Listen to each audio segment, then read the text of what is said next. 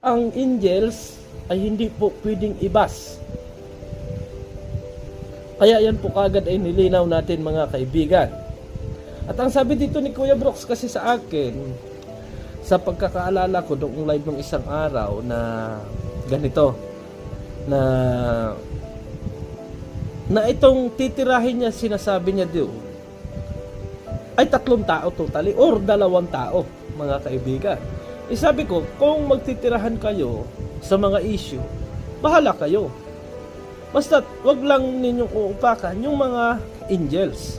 Huwag niyong uupakan yung angels. Alam na alam yan naman ni Kuya Brooks mga kaibigan. Hindi naman sa pinagtatakpan ko dito si Kuya Brooks. Ang sa akin lang mga kaibigan, pinaalam ko kung ano yung naging katotohanan o yung napag-usapan namin ni Kuya Brooks about dyan sa live niyan. Kasi sabi ko nga, bakit ano naman ang maiipuhol mo kay Joy kung halimbawa sakali na mag-live si Kalingap Dan at magtapat kung ano yung dapat niyang i-type.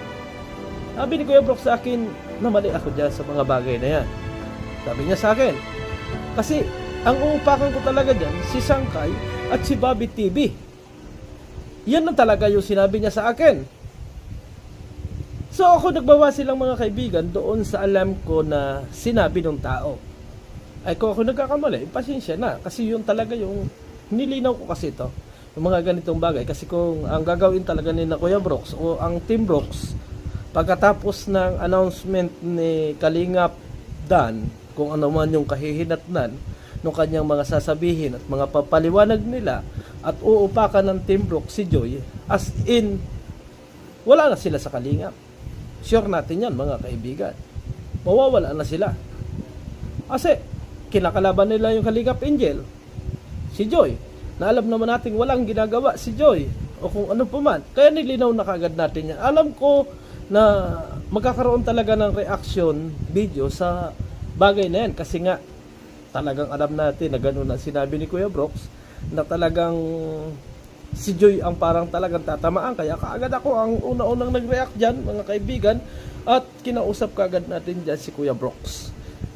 At yun nga ang nalaman natin, 2 tao yung kanyang gustong bakbakan, si Sangkay Lons TV at si Kuya Bobby. Ang sa akin ay wag na madamay si Joy dito. As in, ang sinabi naman ni Kuya Brooks sa akin ay hindi madadamay mga kaibigan. Hindi madadamay kasi nga ewan ko kung ano yung mga ipupukol niya, kung ano yung mga pasabog niya, kasi hindi natin inalam yan. Ang inalam lang natin ay tungkol dito sa Angel. Kasi nakausap ko ng personal, itong si Kuya Brooks noon kami ay, kailan ba yun? Yung isang araw bago sila umalis, papuntang Manila. Bago pupunta sila ng Maynila, ay nakausap natin. At yun yung naalaman natin, mga kaibigan. So, kung ang Team Brooks mga kaibigan ay ganun ang gagawin, as in, hindi lang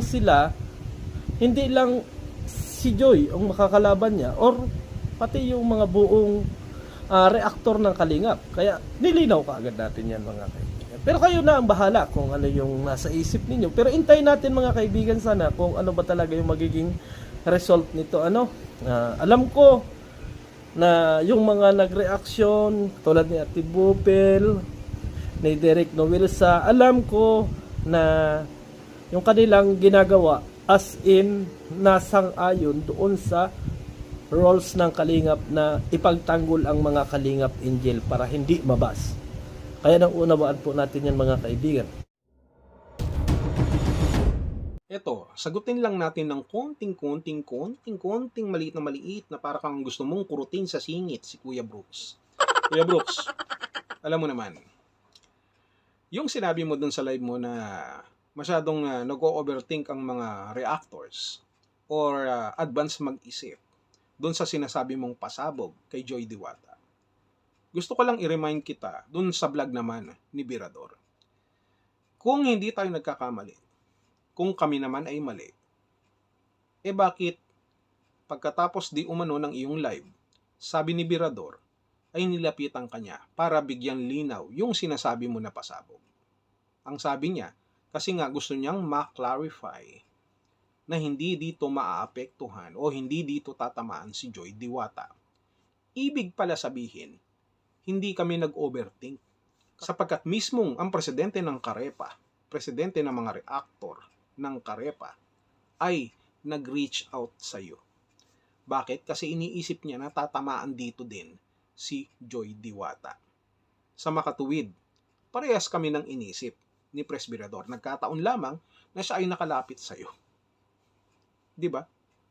Simple as that. Simple as that. At ano ang iyong kapaliwanagan? Ang sabi mo nga, nagkamali ka.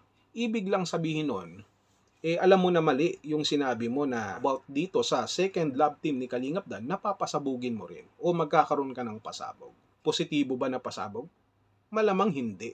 Sapagkat ang pinag-uusapan natin dito, yung negatibo. Ang gusto mo ditong palabasin ay mayroong negatibo na nangyayari at kailangan mo rin ilabas yung isang negatibo para ipantapat doon sa negatibo na magiging reaksyon ng mga tao pagkatapos ng statement kung sakasakali nila Kalingap Dan. Hindi ba? At inamin mo nga na mali ka doon. So kung itatanggi mo yan at sinasabi mo at papanindigan mo na nag-overthink kami, so sino sa inyong dalawa ni Presbyrador ang sinungaling? Si Birador ba? O ikaw? Alin sa dalawa? Si Presbyrador na rin ang nagsabi na nag-usap kayo. At inamin mo nga na mali ka doon. So, ibig sabihin doon, kagaya ng aking post sa community, ikaw ay nakuryente. Mabuti na lang, hindi ka nang isay. Kung nagkataon pala, di, tostado ka. Pero dahil mabait kami, lalo na ako, hinay-hinay lang nakurot ang ginawa natin. Bilang paalala na wag nating idamay si Joy. Sapagkat hindi dapat na nadadamay ang Kalingap Angels. Hindi dapat na napupuruhan ng Kalingap Angels. At tama rin naman ang sinabi ni President Birador na kaya po kami ay nagre-react ay para protektahan ang Kalingap Angels sapagkat ito ang mandato, isa sa mandato natin dito sa Kalingap na kapag mayroon umaatake at mayroong mga ibinabatong negatibo sa ating mga Kalingap Angels ay dapat po nating ipagtanggol. And that is the natural reaction of Kalingap reactors na alam mo din naman. Kaya natural lang na mag-react kami pero hindi ibig sabihin no na nag-overreact kami o advance kami mag-isip. Kaya nga ang nakikita kong ditong solusyon na ginawa mo ay nag-live ka. And instead na negative yung sabihin mo na pasabog kay Joy, you convert it into a positive thing. And you convert it into a different pasabog. Social, di ba? Para palabasin na mali kami, na nag-isip lang kami ng iba, na masyado kaming advance mag-isip. Wherein, doon pa lang sa sinabi mo kay Birador na sinabi mo na inamin mo na nagkamali ka, doon pa lang, tapos na ang usapan eh. Kasi kung itatanggi mo yan, di papalabasin mo na sinungaling si Birador. So sa makatuwid, kung hindi naman sinungaling si Birador, na inamin mo na nagkamali ka, ibig sabihin, mali ka. Kung mali ka, ibig sabihin din naman yung live na yun na ginawa mo, para i-twist ang linya ng kuryente na nakakuryente sa'yo. Yun lang. Alam mo na, mahal mo na. Wala ka na magagawa, mahal mo na. Asan na si Dan? Asan si Dan? Pero, syempre, walang personalan. Abangan na lang natin yung ating mga susunod pang mga kaganapan dito sa ating pong Kalingap community. Yeah.